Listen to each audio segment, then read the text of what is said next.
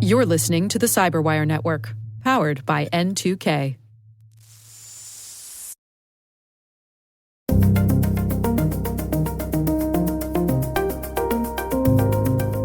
Hello, everyone, and welcome to N2K Cyberwire's Hacking Humans podcast, where each week we look behind the social engineering scams, phishing schemes, and criminal exploits that are making headlines and taking a heavy toll on organizations around the world. I'm Dave Bittner, and joining me is Joe Kerrigan. Hey, Joe. Hi, Dave. And our N2K colleague and host of the T-Minus Space Daily podcast, Maria Vermazis. Maria. Hi, Dave, and hi, Joe. We've got some good stories to share this week. Before we do, we've got some follow-up here. I guess I will start with this one. So this is from a listener who wrote in. I want to say their name is Kajetan. Do you think I have that right? Any guesses on pronunciation? Kajetan? Maria? Kajetan? Good. That would be my guess also. Kajetan. All right. Apologies if I got it wrong, but they write in and say, "Hi, Dave, Joe, and Maria. While listening to the latest episode and the statistics about travel scams, I remember one time some years ago when I performed a true miracle in Paris, France. While walking around Paris, I was approached by a woman with a note. She didn't say anything, just pointed at the note. The note stated in several languages that the woman was deaf and mute, and they collected name signatures for support of the deaf and mute community in Paris. There were several names on the list already. Sure, why not, I thought, and I signed the list. After I did that, the woman unfolded the paper, revealing a new column with a donation value. Next to each name, there was a donation of about 10 to 100 euros. She handed the note back to me, pointing at the numbers and expecting money. Oh, I said gladly. I took the paper and crossed out my name. The mute woman went furious and started screaming at me in some language that was not French. And that was the time I performed a miracle and made a mute woman speak. Keep up the good work. I love your podcast. So, well done, Kajetan. Yes. Yeah. My understanding is especially around the Eiffel Tower, it's just scammer central in Paris. All of the tourist hotspots in Paris are pretty much scammer central. So I got a there's a bunch of places I avoid. In Paris right now. Yeah, I'm not worried about him though. He's pretty sharp and pretty quick-witted. Right. I mean, people are doing the cups and balls tricks and I know the stealing lenses off of people's cameras. I've seen all those kinds of things. So there's a common one. At least it used to be in Montmartre, where the Sacré-Cœur Cathedral has that beautiful view of the city, where there are very aggressive touts that will try to tie a bracelet around your wrist as you walk by. And then basically be like, I gave you a bracelet, you have to pay for it. And they can be very physically aggressive. So there are some parts of Paris that I just completely avoid. And that is one of them, frankly. What happens if you get physical back? I wonder. I'm a 5'1" woman, so I don't want to know. Well, I have an idea. I have an idea what happens is that 5 or 6 of their friends show up and they all beat the crap out of you. Yeah, that would I would imagine. I don't want to find out firsthand. So the answer is I just avoid those places. But I think rule number 1 in any majorly touristed city is anyone approaching you for any reason is not to be trusted. Right, they're suspect. So just keep walking. Yeah. It's so strange because the Parisians are known for being friendly to Americans. So, right. I don't know. So that would raise my red flags immediately. Oh, I'm in Paris and someone's being nice to me, an American. Yeah. I don't know, Joe. You think they'd peg you as an American? How long do you think that would take? Oh, 5 seconds. Yeah. Everywhere I go. And I've only been... You'd be lumbering around with your baseball cap or not your baseball cap, your cowboy hat. Cowboy hat, right, yeah. Oh my God, they would love you, Joe. They would love you. I must be one of the only Americans who had a really nice time in Paris and had no issues at all with Parisian. I lived there for 6 months. I thought everybody was very nice. Well, that's good nice. I mean, you live there, they get to know you. Yeah. I've only been there once. It wasn't the same person every time. All my my interactions were generally very nice. So I don't know. I did not have that rude Parisian experience at all. I thought everybody was great. But I also lived in New York City before then. So I was like, it's a city. Right. People are city people here. So I was going to say you were putting out all sorts of Greek vibes. So that was your camouflage. Oh, right? I really wish that was the case. But I'm very obviously American. I'm very, very obviously American. I got clogged immediately. So it's fine. Yeah.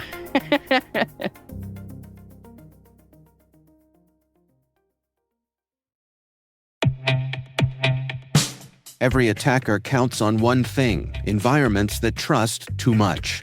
ThreatLocker closes that gap with default deny at execution. Unknown software? Blocked. Trusted apps? Contained with ring fencing. Configurations? Verified with ThreatLocker DAC so you stay secure and compliant. ThreatLocker delivers the visibility and control CISOs need without adding operational pain, making zero trust real for teams of any size. Stop ransomware at its earliest point. Book a demo at threatlocker.com/N2K.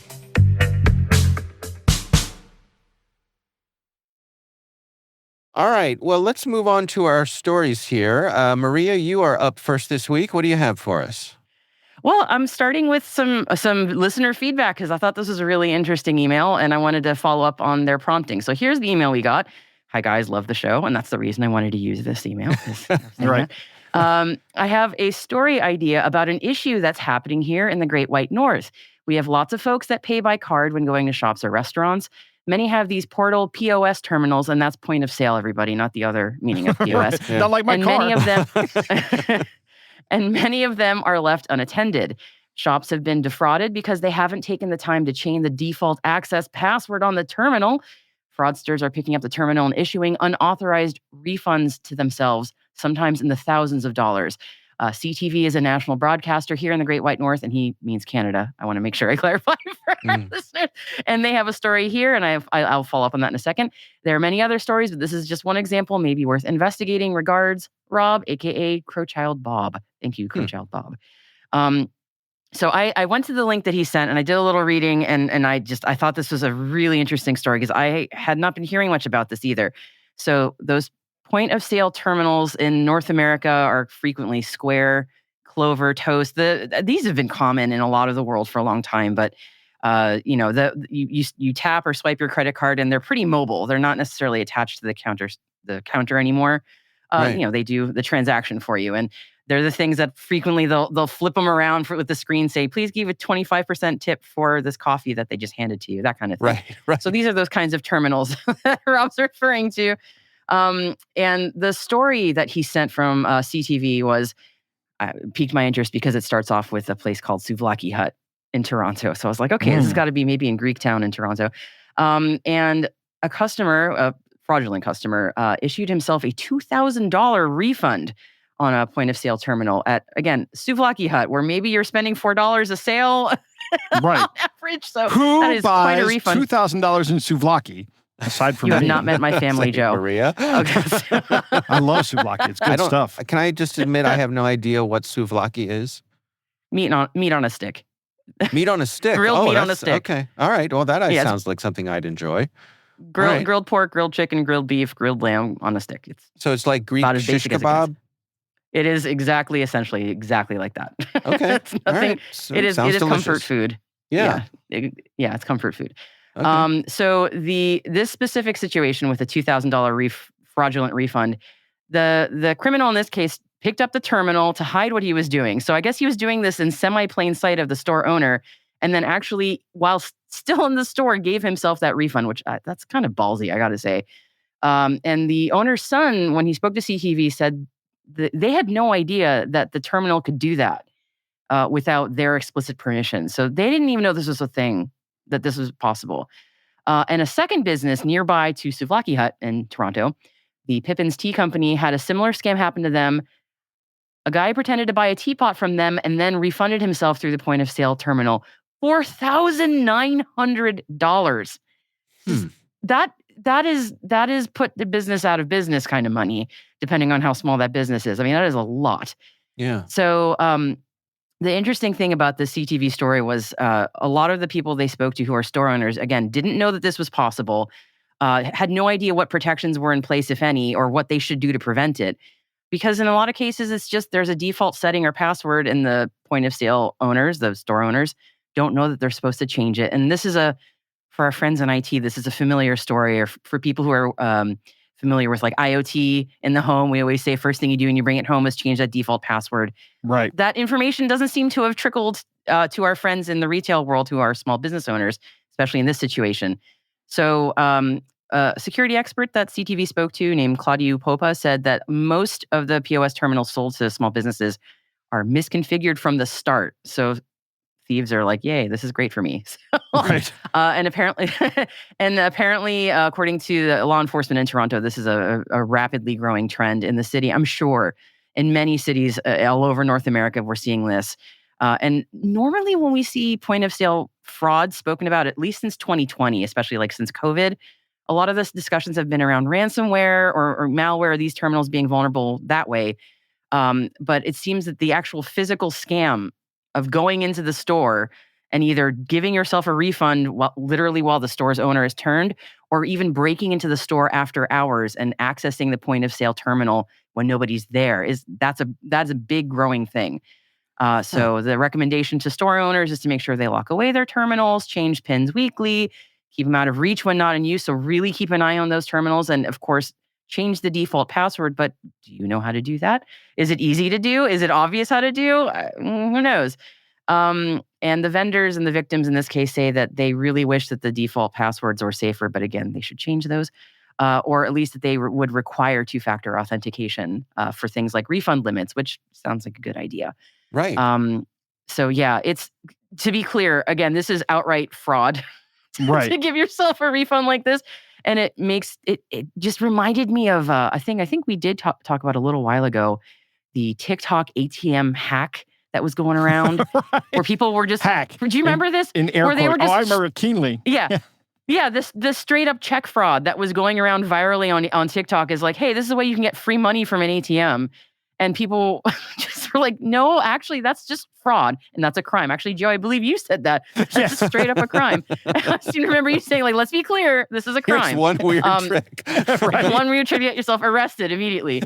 So yeah, it's just, it makes me think of that. Like, this is a crime. This is not like one weird way to get money from a small business that really cannot spare that cash.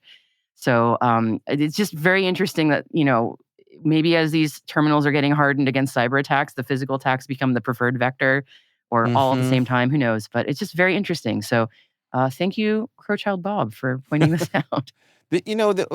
What I'm thinking about here that I'd never considered is that that little terminal, which in my mind I'm picturing something like that looks like an iPad, and it's sitting there on the counter. And a lot of times the person behind the counter will enter in whatever they need to enter, and then they'll flip it around, right? It's on some kind of a walk swivel. Away. Right. Yeah. Well, yeah, but even if it's attached to the counter, they'll flip it around and they may not necessarily be able to see what you're doing on the screen anymore.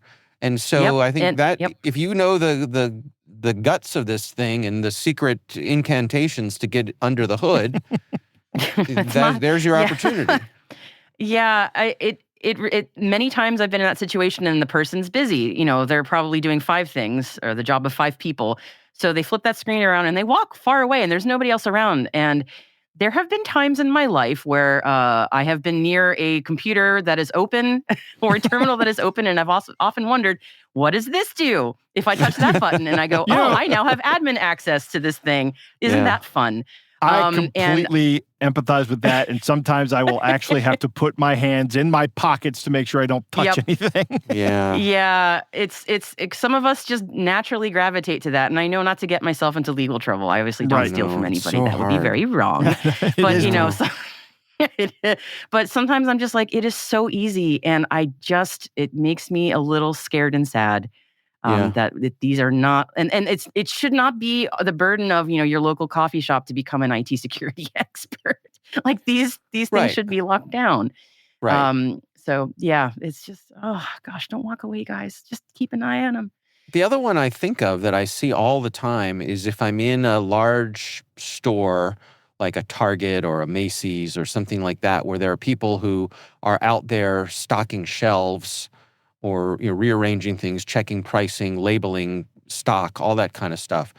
They will very often have a little handheld device that assists them in doing that. Maybe it prints labels, maybe it scans barcodes.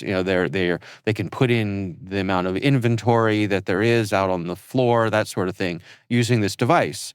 And you see this device, you recognize it for what it is, because there are probably only a handful of variations on this that retailers use. But boy, do those stock people leave them lying around the store a lot. Right. Yeah, they do. Yeah. So yeah, and I know we shouldn't mess with these things. I understand that. But I know. But I really want to play with humans. one. I know. I want to know. I know. And it's been sitting there, Yeah. Right. Shame on you, right? Press the button. You just Just leaving press it. the button. What choice do I have? It's just laying there. There's no one around. I was in one of our local stores one day, and they had this like a tablet that normally would display something, but whatever app it was had crashed and left Windows. I think CE was that the edition that was like the embedded systems edition. Wince. Yeah. Yeah. WI Wince. Yeah. Is that what it was called? Well, that's what some of us called it. Right. And it's just sitting there. And I'm like, what's going on here? I pushed the start button. Now the screen didn't work. The touch screen did not work. So yeah, you're thwarted. I was thwarted. But if I had my wireless or my keyboard with me, I could have just plugged it in one of the USB ports. It was just sitting there exposed. Right. Right. I don't know, Joe. I expect if you're walking around with your usual backpack, yeah, you have a keyboard in there, right? I might. Sometimes I do. Maybe an antenna. Maybe some other things. There's an antenna sticking out of my bag right now. Oh, well, yeah. Yeah. When you go to DEF CON, no, I'm just kidding. I got to go to How DEF CON. popular are you when you go to DEF CON? I've never been. Really? Yeah, I want to go. Joe. Bad. Joe. No, when Joe's backpack is so big that when he's driving around in his car on the highway, he has to pull over into the way stations. Right. Because of how much stuff he has in his backpack. It's How's your that big. scoliosis, Joe? Is it okay? Well, the backpack pulls it straight. Yeah. Oh, there you go. Okay. Yeah. All right, we will have a link to that story in the show notes. I'm up next here, and my story comes from the folks over at Ars Technica. And this is about people using large language models, the AI systems, for therapy. Before we dig in here, let me ask either of you, do either of you ever interact with these models in a purely conversational kind of way? I try to, yes. Okay. Although I've found lately that ChatGPT has changed the voices to make them hesitate and use inarticulate speech like and in an effort to make them seem more relatable. Yeah. And it does not work with me. I don't like it. Oh, interesting. Yeah. Okay. Maria? I just want to ask a clarifying question about your question. Are we talking about mental health models specifically, or just... No, I'm just saying in general. Oh. Like, you ever just, strike up a conversation to see how it does? Or, I've heard of people who just, they'll kill time during their morning commute just by chatting with the AI. I do not, but I think that's because in the 90s when not AI, these are just regular old AOL chatbots and the like were around. I think I got that out of my system back then. And I didn't find it very fulfilling. So that temptation is not there for me anymore. I know they're much more sophisticated. But I don't know. I just don't feel curious about that. I don't know why. Yeah. Yeah, I haven't either any more than just playing around with it deliberately, here at my desk. I haven't used it for conversational time killing. Oh. Anything like that. Well, I want to clarify what I said. I don't use it for conversational time killing, and asking, just, hey, how you doing? I have a specific question in mind, and I'll ask clarifying questions and drill down on it in a conversational manner. I see. But I don't know that I've ever actually sat down and talk to it like a person. Right. Well, lots of people do, for better or for worse. And some researchers at Stanford recently presented at a conference. This was the ACM Conference on Fairness, Accountability, and Transparency. And they presented on how these large language models do when responding to people who have mental health conditions. And they tested the AI systems using fictional scenarios that reflected serious symptoms, things like suicidal ideation and delusional thinking. So some, heavy, serious stuff. Wow. And what they found is that the models often failed to follow accepted therapeutic guidelines. and they would sometimes validate harmful beliefs or offer advice that could make things worse. And this isn't just the general chat GPTs of the world. This is also the chatbots that are designed to provide therapy, right? They're supposed to be tuned. Oh my God. I don't think that's a Sorry. good idea to That's- have a chatbot that's designed to provide therapy. But Yeah. a lot of people use them, Joe. A lot of people who can't afford or cannot find a mental health provider in person, they rely on these. I know Yeah. several people who do. And oh boy, I've got some phone calls to make after this episode Right. because I did not know this. That's Yeah. alarming. Yeah, I mean, and to be fair, I mean, I think there are plenty of people who find serious value in this, right? Legitimate value, that it is someone to talk to. It's someone who's not going to judge you. You know, it's always available. I remember early on, Joe, and you and I have talked about this way back on this show. There was a story when Siri first came out for the iPhone, that there was a young man who had some developmental issues. It was like, I think it was autism. He was Yeah. on the spectrum. And the thing that was so great about Siri is that she had endless patience, right? This kid was basically a motor mouth and was just talk, and was wearing the rest of his family out. You know, God bless them. I mean, they were doing their best and they were trying. But the bot had endless patience, and so in that case, it was a good thing for everybody. And so obviously, as these things have gotten more advanced and more capable and more real seeming, there are several that have been spun up that are designed to help you with in a therapeutic kind of way. But this study found that they don't always do well.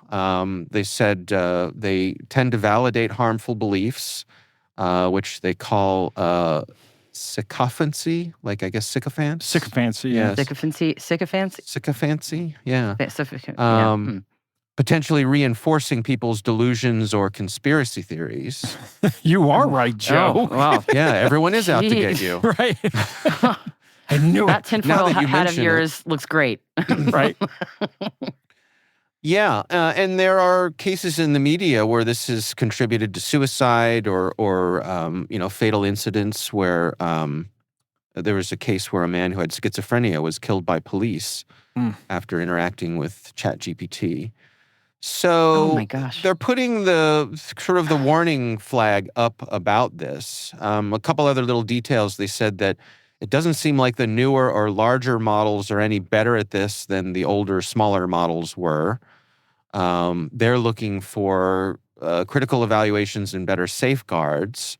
But they're saying that they don't want to abandon the notion of AI in mental health, that there is a part that it could play, but we just need to be able to put better guardrails on it. And this was the real take home for me. They said there's a mismatch between AI's goal to please and therapy's need for tough conversations and reality checks. Mhm. And to me, this really tracks with, Right. because my experience with these AIs is like, hey, ChatGPT, the sky is red. And the ChatGPT will say, oh, Dave, you're right. You're so smart. The sky is red. Right. You know? Yeah. I've had that happen with me as well. Right. Now, normally I am right about something, and ChatGPT is, what do they call them? Confabulations now? They don't want to call them hallucinations. Yeah, confabulations. Yeah. And ChatGPT will be confabulating about something, but I will, I'll correct it. There was one time I asked it who invented something, and knowing full well it was me, and I hold the patent on it. But This is the ChatGPT version of Googling yourself? yes, exactly. Who is the But- brilliant person who Right. made this thing? It came back with The singular mind from which this invention was spawned. right. But here's the Whence, thing. yes. Whence upon its spawned, yes. Here's the weird thing about that conversation is after I gave it the patent number to go look at, it went, oh, that's you. And I had, I don't know whether I've ever conversationally told ChatGPT who I am.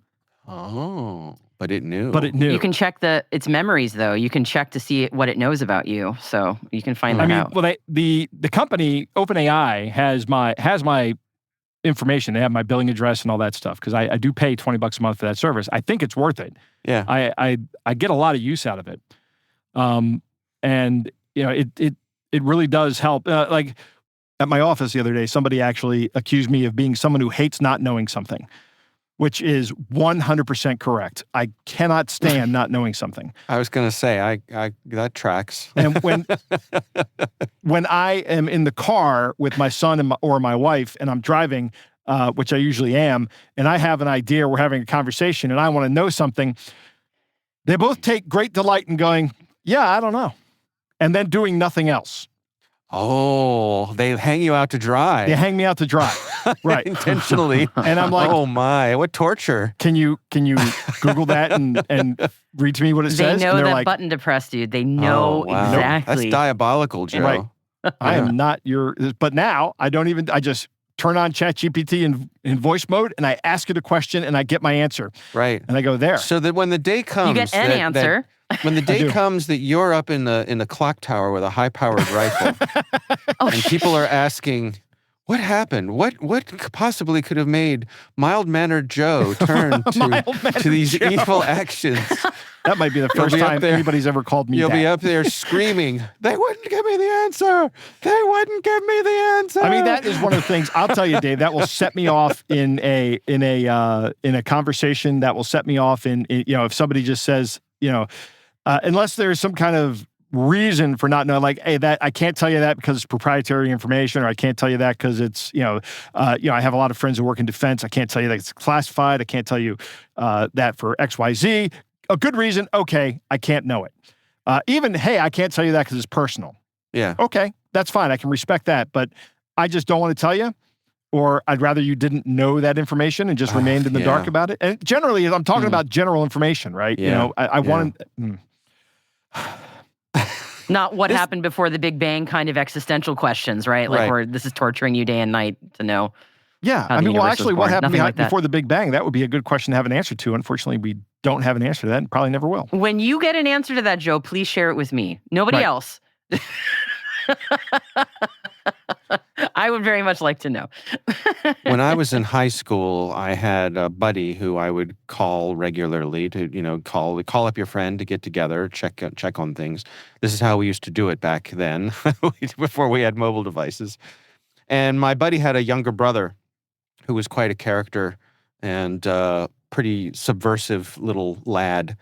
And so sometimes, I remember one time I called and I said, my friend's name was also David, and his little brother answered the phone, and I said, "Hi, Matthew.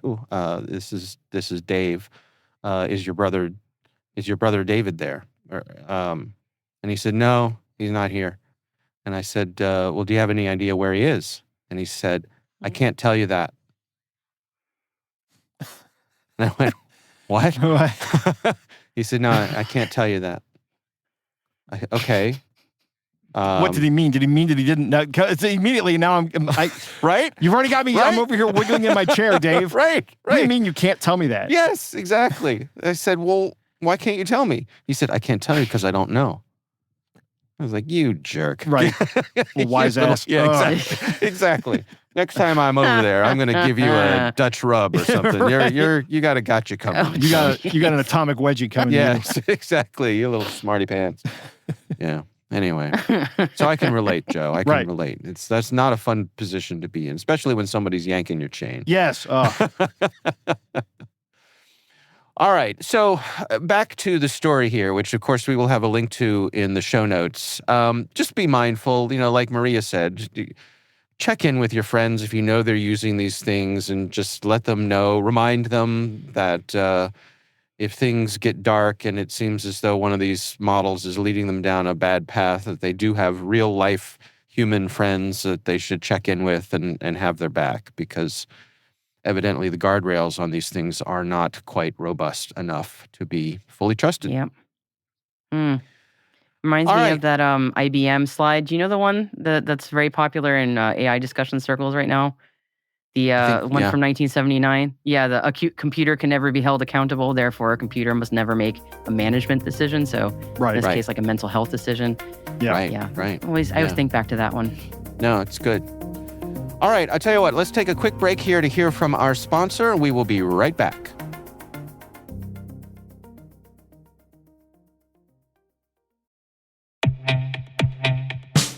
Most environments trust far more than they should, and attackers know it.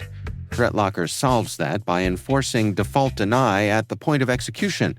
With ThreatLocker Allow listing, you stop unknown executables cold. With ring fencing, you control how trusted applications behave. And with ThreatLocker DAC, Defense Against Configurations, you get real assurance that your environment is free of misconfigurations and clear visibility into whether you meet compliance standards. ThreatLocker is the simplest way to enforce zero-trust principles without the operational pain. It's powerful protection that gives CISOs real visibility, real control, and real peace of mind. ThreatLocker makes zero trust attainable even for small security teams.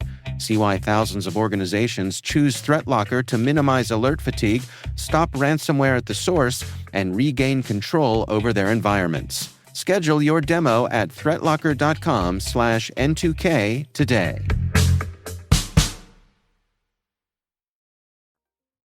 And we are back. Joe, it is your turn. What do you got for us this week? Before I get to my story, I want to talk about something. My mom texted me yesterday, and she said, hey, I got this message that says I owe toll money. Oh. Right? I was like, scam. Don't do it. Yeah. Then today, I got one. Uh-huh. And it was sent to like a group of like 10 people. Yeah. Oh, yes. I don't know if you've ever seen that happen in these toll scams. Yes, Yeah. indeed. I recently got a group text toll scam. Yeah. I responded to the text and said, you all probably already know this, but this is a scam. Do not click on any of the links. Yes. So hopefully that went out to everybody. Yes. Yes. I have gotten those. Yeah. I don't know if that's helpful. I don't know if that may have just wrote myself in to more of these things. Who knows? Oh, this is a good number. And this guy likes helping Yeah, I was going to say, I don't know if I'd respond, but right. Thank you for your sacrifice, I guess. Yes, I guess. On behalf of the rest of us. On behalf of the other 10 people in that group. So my story actually comes out of KARE. You know, west of the Mississippi, radio stations and television stations begin with the letter K. Yes. I find that very difficult to deal with, having grown up entirely and spent most of my life on this side of the Mississippi. Yeah. I want to say WARE, but it's not. It's KARE, Channel 11 in Minneapolis, coming from AJ Lago, I hope I'm saying that right, Lago, Lagoe, Kelly Dietz and Gary Knox. Okay. And in 2020, Minnesota became the first state to offer a Medicaid benefit called Housing Stability Services. Okay. Okay. Now, this is a Medicaid benefit aimed at helping people avoid homelessness, typically targeting like older people, people who are dealing with addiction.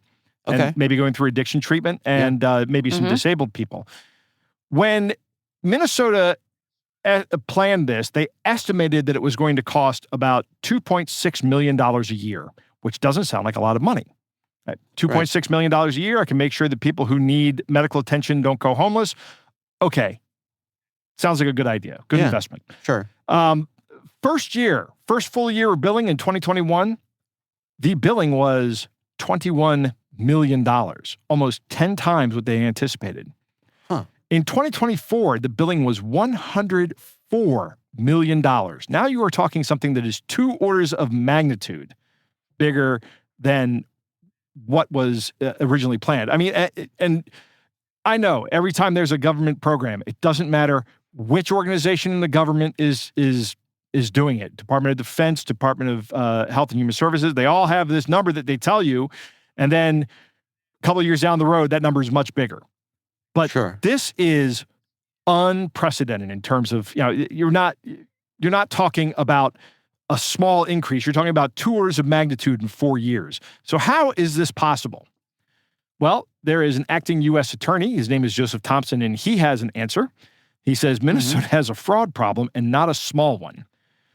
So, federal agents laid out examples of huge bills being done by some of these companies who are doing HSS. That's what I'm going to call it. At the what is it called? Housing Stability Services. I'm just going to say HSS from now on. Yeah. Where they're reportedly receiving like large sums of money, like $40,000 and $52,000 for clients in a year. $40,000 to $52,000 helping clients find housing. So, I mean, really, if you're going to spend $40,000 to help somebody find housing, you just go, I rented you this apartment. Here it is. Right. Right. Live here. And, it'll cost less than $40,000 to do that.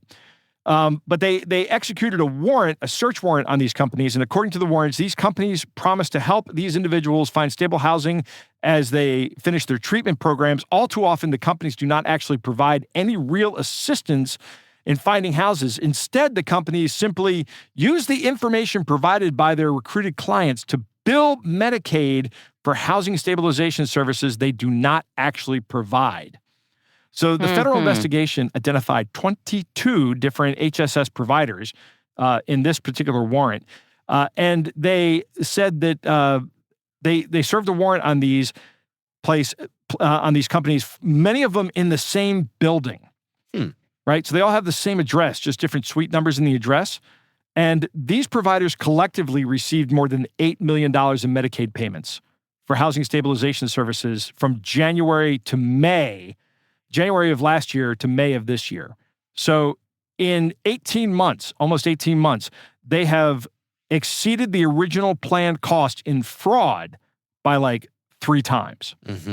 Amazing. And then they have these companies, they list them out. I'm going to name them. This is all, of course, alleged, but because it's a warrant and a search that's going on. Brilliant Mind Services, Leo Human Services, Liberty Plus, Pristine Health, and Falad Care, F-A-L-A-D Care Incorporated. In one case, Brilliant Minds billed $2,000 for services they claimed to provide to a woman named Rachel. But KARE actually previously interviewed Rachel because this has been on their radar for a little while, apparently. And she said she never received any services from the company, except for one occasion when a person named Mohammed dropped off a Shark vacuum cleaner at an apartment that she had found for herself without the help of this company. So, hey, thanks for everything. Here's a vacuum cleaner. I did something. Terrible. Yeah, but even after this happened, KARE, I'm not going to call them KARE because they're actually a broadcast station. That's call letters, right? Yeah. Right, Dave? That's their call sign. How much do you want to bet that their local promos are 11 cares? It might be. Yeah. Of course. Yeah, of course. Right. We can't do that with our amateur radio call signs, though. No. Yeah. KARE discovered that Brilliant Minds continued to bill Medicare for additional house hunting services that they probably never provide. And there's one author that says in one of Rachel's entries in the system, I visited these properties. I went in person on Rachel's behalf because these 2 options were strong matches with her housing criteria. It's a scam. It's a total scam, says Rachel. Rachel's Medicaid billing showed that another company, Leo Human Services, which is one of the companies in the list above, also billed the HSS program. And Rachel says, I never even interacted with those people. So they're sharing information. They're billing the government back for these services that they're not providing. And then they're telling their buddies, which is probably all just one organization, right? That they've stood up all these different companies. And then now they're passing the information. Hey, I just billed Medicaid for $2,000 for Rachel over here, pass it off to Leo. Leo will do it for another $2,000 and we can pass it off to the next guy. And everybody makes bank. So yeah, this is a huge problem. In 2025, Minnesota passed a new law that has more stringent requirements on it.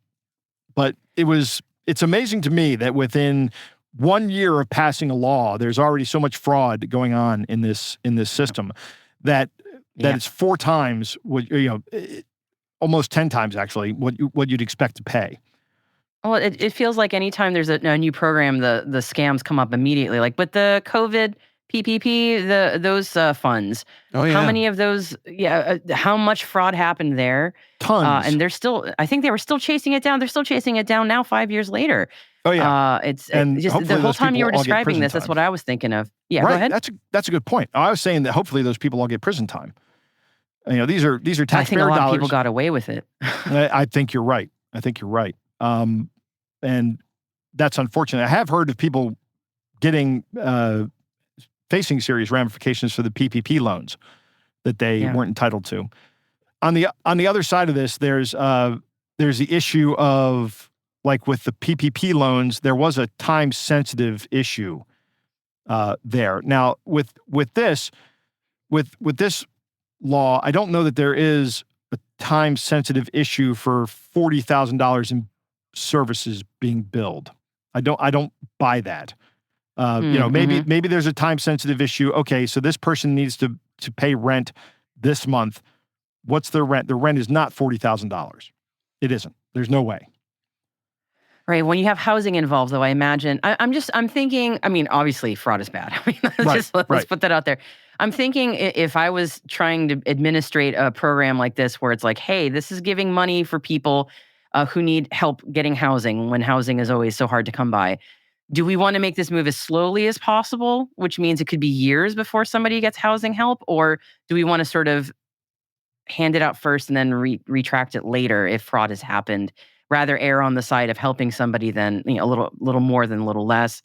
I'm sure there's a lot of debate there, honestly, but I imagine that might be part of the struggle. You have to act in a timely way, right? That is absolutely part of the problem. I was while you were talking, I was trying to find some statistics here to try to figure out, because every program is going to have a certain amount of fraud, right? Just like every store is going to have a certain amount of shoplifting or damaged goods or those kinds of things.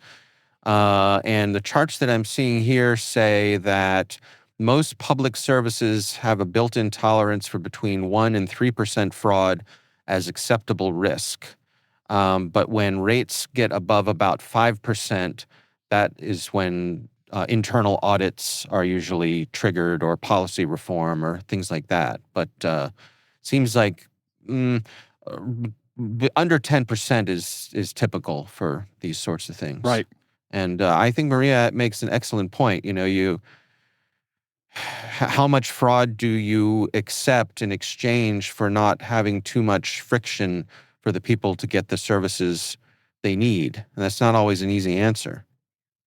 That is an excellent Especially when point. you're talking about homelessness. Because that will be a devastating impact to somebody. But and you're talking, especially in the north, when it gets cold, people could die, and with exposure. Right. I mean, it's like this can be life or death. Yeah. Yeah. So it's good that they're going after the fraudsters and not the people who are being, falsely, whose names are being put in to falsely claim these funds. Right. Yeah, I think that's an important distinction. These people are in their own right victims.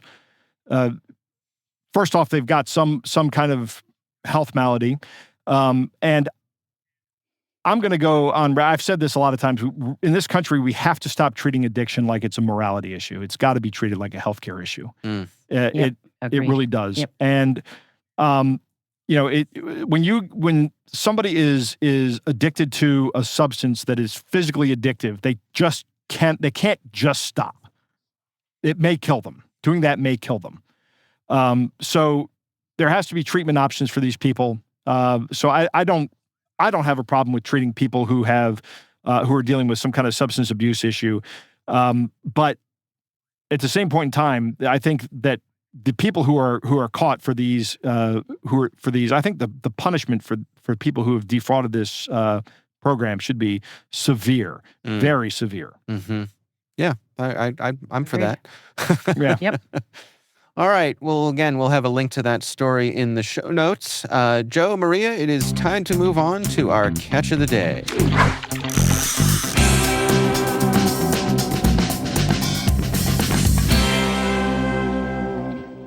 Dave, our catch of the day comes from the Scam subreddit. So this is someone who had an ongoing, let's call it a relationship with a scammer, and they wrote up a description of of this. They said a patient scammer finally asked me for money after 5 months of text and calls. Claims that they want to send me $700,000 profit from selling property because his funds are frozen as part of an inheritance lawsuit. So we've certainly heard of those before, right? Absolutely. Sent me a suspicious video of a safe.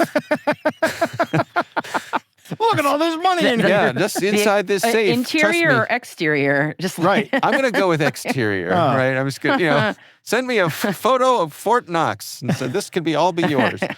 And then a tracking number from a shipper with misspellings. Of course, the package never came. Then he called and sent me a screenshot from the shipper saying they needed 15,000 euros for customs. I already knew this was a scam as soon as they wanted to send me a safe. Doesn't seem like the most efficient object to send, and because safes are heavy. Yeah. I was going to say international shipping, weight kind of a thing. Yeah, safe. Yeah. He says, I'm disappointed I became emotionally invested in a fake, but at least I never gave them money or account numbers. Yep. So this message reads, and it says, Dear Miss Nicole, we hope this message finds you well. We're writing to inform you that your shipment from Berlin, Germany to Cleveland, Ohio, USA, has arrived and is currently undergoing customs clearance at the U.S. port of entry. As part of the clearance process, U.S. Customs has assessed a total of 15,000 euros in duties and associated handling fees. Hold on right there. Why is U.S. Customs accepting payment in euros? Excellent question. Don't ask questions. Don't ask questions. Joe, do you want the $700,000 or not? Oh, I want the $700,000. Well, then stop asking so many questions. Okay. To avoid any delays or additional storage charges, we kindly request that this amount be remitted at your earliest convenience. If you have any questions regarding the payment or require assistance with the process, please don't hesitate to contact our team directly. We appreciate your prompt attention to this matter and thank you for choosing NetLight Shipping. And it's warm regards, NetLight Shipping GmbH, which is German for incorporated, right? I think so. Yeah, something like that. Yes. It's a stamp for German companies. Customer Service Department. So, there's This obviously... is a there's trunk box scam with extra steps. Yes, exactly. I like that in this request for the 15,000 euros, they snuck in this thing about avoiding any delays or additional storage charges. So, right, act now, or it's gonna cost you even more money. The artificial time horizon. That's right. And they let you fill that in. Right. Right. They don't define it for you. They let you worry about that. Yeah. Yeah. So. The 700,000. attention to detail, though, is interesting. Like the phone number is definitely a German area country code. I wonder if we put, not that we should or would, but I wonder if the other Maria information might. in here is. You wanna give him a call? I might. No, That's what we all know. No. Maria plays pretty fast and loose with the links. I mean, I don't want to say anything, but word around town, Maria, is that you're pretty fast and loose with the links. I just love putting my hand on that hot stove over and There over. you go. Yeah. Right. The attention to detail throughout this, like the everything looks convincingly like it should be from or to Germany. So not a lot of times it's more messy than that, but this actually looks consistent there, except for the Cleveland, Ohio, USA, 15,000 euros thing that Joe picked up on immediately. Yeah, right. Yeah. But imagine 5 months of text messages and calls between this person and the scammer, and it finally got to this point for them to cut it off. Yeah. I'm glad they cut it off. They weren't leading them on. They were actually taken for those 5 months, sounds like. So that's right. that's And good she they recognized says, it. I'm Yeah. disappointed I became emotionally invested in a fake. Yeah. So this was partially a romance scam. Right. But the probably the interesting part is that the trigger that made her think it was a scam was the desire to send a safe, physically send a safe. Yeah. That's how she knew it was a scam, which is good. Good that she picked up on it. You know? Yeah. She got off easy. Yeah. Yeah. Absolutely. All right. Well, we would love to hear from you. If there's something you'd like us to consider for the show, you can email us. It's hackinghumans@n2k.com.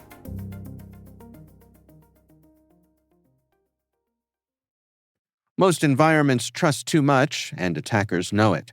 ThreatLocker enforces default deny at execution, blocks unknown apps, and limits what trusted apps can do. Stop ransomware at the source. Get your demo at threatlocker.com/N2K.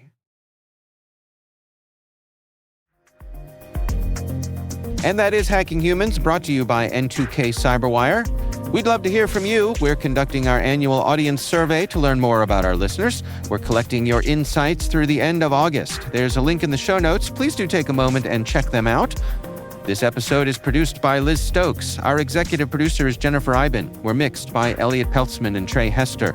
Peter Kilpie is our publisher. I'm Dave Bittner. I'm Joe Kerrigan. And I'm Maria Varmazis. Thanks for listening.